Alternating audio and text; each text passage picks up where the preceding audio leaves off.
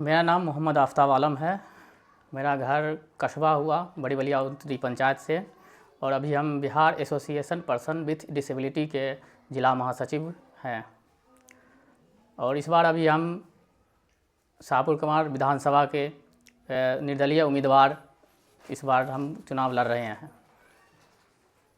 चूँकि कैसे आपने मन बना लिया निर्दलीय चुनाव लड़ने की बात सामने आप लाया है। चूँकि शाहपुर कमाल विधानसभा की बात करें तो इसे बड़ा क्षेत्र है और कई लार्जेस्ट पार्टी यहाँ पर खड़ी है। उस बीच आप एक दिव्यांग होते हुए किस तरह से आप मन बना लिए, क्या मन में चला आपके? देखिए, हम तो दिव्यांग के क्षेत्र में हम तो 2019 से ही काम कर रहे हैं, और अपने विधानसभा में हम कई जगह हर जगह हम जाके हम दिव्यांग का सेवा करते आ रहे हैं। दिव्यांग हो, वृद्ध हो, जिसका जो अभी जीता जागता अभी हमारे पास है, जो पेंशन बढ़ा है। पेंशन बढ़ा हमारे एसोसिएशन के कारण ही पेंशन बढ़ा, 1100 रुपया हुआ है। हम लोग पटना के गांधी मैदान में एक सप्ताह तक हम लोग धरना प्रदर्शन भी किए थे, और उसका परिणाम हुआ कि सरकार को मजबूरन पेंशन हम लोग को बढ़ाना पड़ा। लेकिन हम लोग का पेंशन बढ़ा 1100 रुपया, इससे क्या होगा? इसमें महंगाई है, इसमें क्या हो सकता है? इसलिए, और अभी वर्तमान जो हमारे शाहपुर कमाल विधानसभा में जो है विधायक जी, उनसे भी हम लोग कई बार लेटर भी भेजे हैं उनके पास। तो लेटर हम लोग खुद जाके दिए हैं कि जो विधानसभा सत्र जो लगता है उस सत्र में हम लोग का जो मांग उठाए, लेकिन एक बार भी मांग नहीं उठाए। और मजबूरन तब मुझे समझ में आया कि दिव्यांग का कोई नहीं है, इसलिए हम लोग आगे आए कि हम खुद अपनी लड़ाई खुद हम लड़ेंगे। आपकी उपलब्धि क्या रही है अब तक?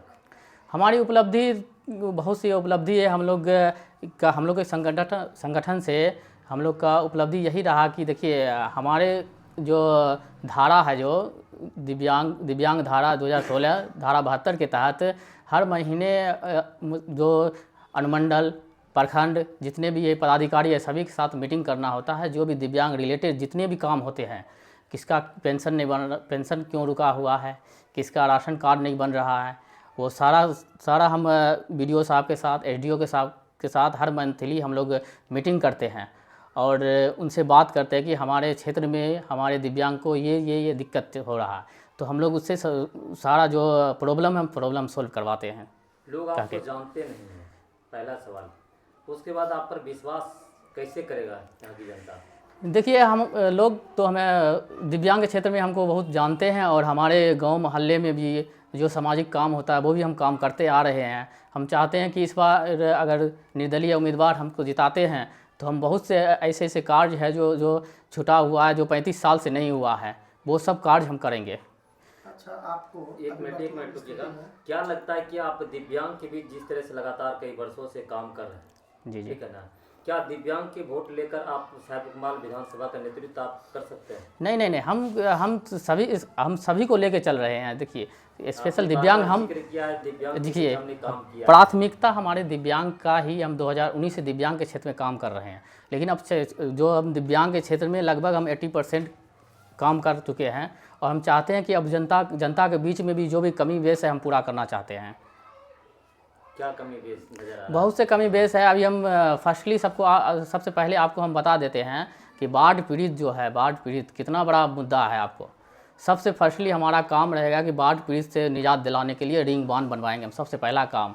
और देखिए, दूसरा काम मेरा यही है कि हमारा जो वेतन आएगा उसमें से 80% हम वेतन अपना ये जनता के ऊपर काम करेंगे। और तीसरा काम हमारा ये है कि जो दिल्ली मुंबई जो जहाँ जाके सब मजदूरी करते हैं, कितना परेशानी वहाँ होता है। कोई ट्रेन में कट जाता है, कोई कहीं से गायब हो जाता है, किसी को मार दिया जाता है। हम अपने क्षेत्र में भी उतना रोजगार हम डाल देंगे कि उतना वो अपने क्षेत्र में ही काम करेगा। चुनाव से पहले तो हर कोई इस तरह की बड़े बड़े वादे करते हैं। देखिए, हम वादे नहीं करते, ये हमारी सच्चाई है। हम दिव्यांग के क्षेत्र में काम कर रहे हैं। आप बाद में भी हमसे सवाल कर सकते हैं, हम पूरा आपको काम करके फिर आपके पास भी हम आएंगे। जनता के बीच उतरेंगे, किस तरह से भरोसा आप जनता के बीच दिलाएंगे? क्या एजेंडा होगी आपकी? हमारी एजेंडा होगी कि जो हमारे जो सड़क नाला जो भी दिक्कत चल रहा है, जो भी प्रॉब्लम है, हम सारा 100% हम गारंटी के साथ कहते हैं कि हमारा काम हम करवाएंगे। आप एक दिव्यांग समाज से आते हैं, क्या लगता है कि सरकार आपको अनदेखी कर रही है? अचानक आप प्रेस वार्ता बुलाएं। और कैसे अचानक आपके मन में आया कि हमें भी विधानसभा चुनाव लड़नी चाहिए? जी जी, बहुत बड़ा अच्छी सवाल आपने किया है। देखिए, आपके मीडिया के माध्यम से हम बता रहे हैं कि जो विधानसभा सत्र लगता है, हमारे संगठन BAPWD जो हमारे संगठन है, वो संगठन 38 जिला में जितने भी विधायक हैं सभी के पास लेटर गया और हम अपने यहाँ भी विधायक के पास लेटर भेजे हैं। लेकिन क्या हुआ कि जो सत्र लगता है, हमारा बहुत से मांग था कि पेंशन की बढ़ोतरी हो, हमारा आयोग बने, दिव्यांग आयोग बने, कोई जो ज़रूरत के हिसाब से हम लोग उसमें मांग था। तो समझ लीजिए कि ये 2 या 3 विधायक ऐसे थे पूरे बिहार में कि वो हमारा मांग उठाए और बाद बाकी हमारा अनदेखी कर दिया गया। क्या हमारा गलत मांग था? हम तो सरकार से मांग रहे थे। लेकिन आप एक दिव्यांग समाज से आते हैं, क्या लगता है सिर्फ दिव्यांग समाज में ही योगदान देने से आपको आप चुनाव नहीं, अभी हम आपको अदर लोग या आम जनता कैसे वोट करेंगे? जी जैसे हाँ, बिल्कुल सिंपल जैसे जनरल जैसे वोटिंग होता उसी तरह से हमारा भी वोटिंग होगा। और उन लोगों के बीच आपके क्या योगदान देंगे? हमारे दिव्यांग योगदान समाज से हटकर जी दिव्यांग समाज से हट के भी हमारा जो भी है स्वास्थ्य जो भी प्रॉब्लम है, उसके बाद बाढ़ पीड़ित आपको बताई पहले ही, और भी कई भी समस्या, रोड का समस्या है, बहुत से समस्या है, वो सब समस्या हम हल करेंगे 100%। उठाने का काम किए कभी? जी बहुत बार मुद्दा उठाए हैं हम लोग। कहाँ से कहाँ तक, हम लोग पटना तक हम लोग मुद्दा लेके गए हैं। आपने बताया कि लगातार हम दिव्यांग के बीच काम कर रहे हैं, दिव्यांग की समस्याओं को, जनहित की समस्याओं को उठा रहे हैं, लेकिन और आम आवाम है उनकी समस्या आपने कितने बार विधानसभा में उठवाने का काम किया है या उनके लिए लड़ाई? जी कई बार। और आपको पहले बता रहे हैं आपको कि दिव्यांग सबसे नीचे पौधान पे है और उससे नीचे कोई पौधान नहीं है। अगर आप विकास अगर चाहते हैं तो दिव्यांग को ऊपर करिए, ऑटोमेटिक अपनी विकास हो जाएगा। दिव्यांग और वृद्ध और विधवा जो ये सब है, ये सबसे नीचे पौधान पे है, इसका सबसे प्राथमिकता होना चाहिए। साहिबपुर कमाल विधानसभा में वर्तमान स्थिति में आप जो विकास की स्थिति है, योजना हुई है, आप इसे किस नज़र से देखते हैं?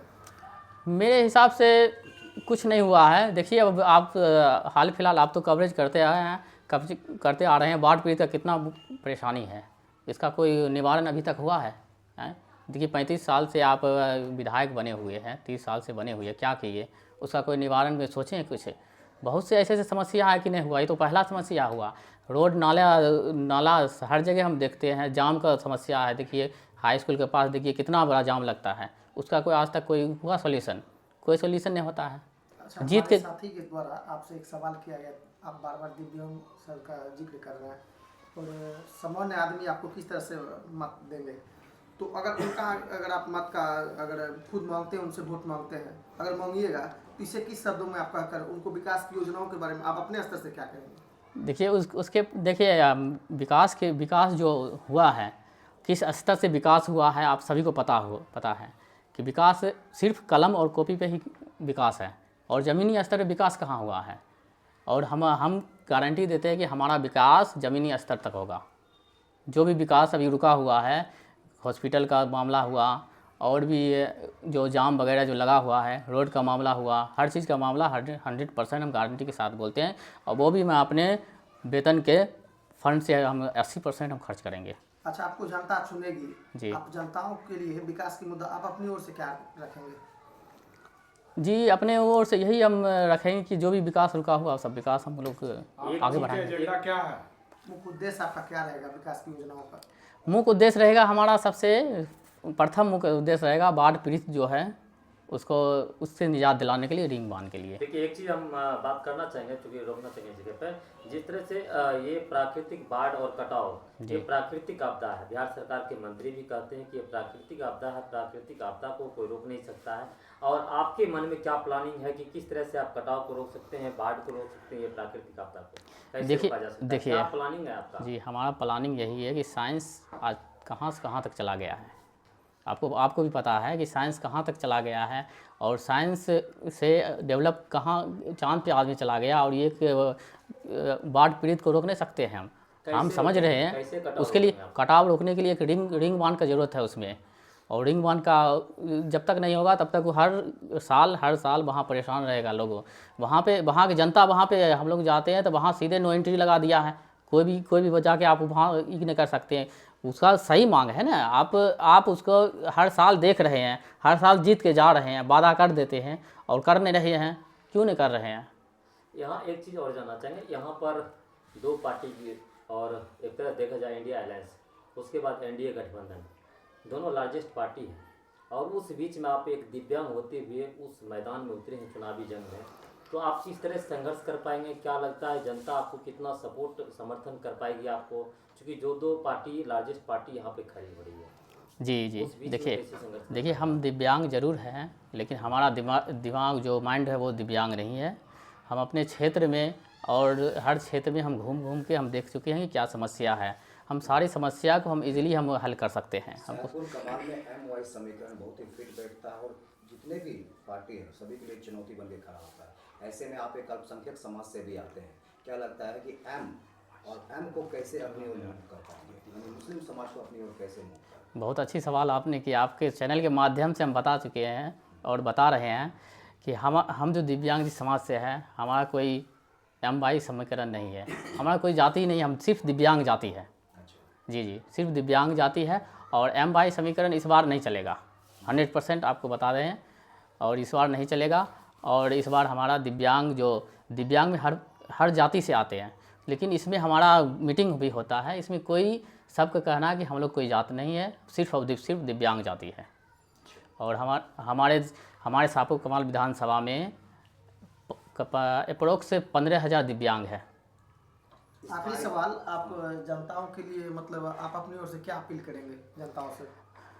बस जनताओं के लिए यही अपील करेंगे कि युवा जितने भी ये शिक्षित हो, ना कि जाति धर्म पे आप वोट करें। और एक बार मुझे भी चांस दे के देखें, हम बेहतर नहीं करें तो उसके बाद अगर हम पहले अपना 5 साल से हम पहले हम इस्तीफ़ा दे देंगे। अगर हम उससे जितना भी अभी इस समय वर्तमान में है उससे अगर बेहतर नहीं किए तो हम पहले ही इस्तीफ़ा दे देंगे। बहुत बहुत धन्यवाद।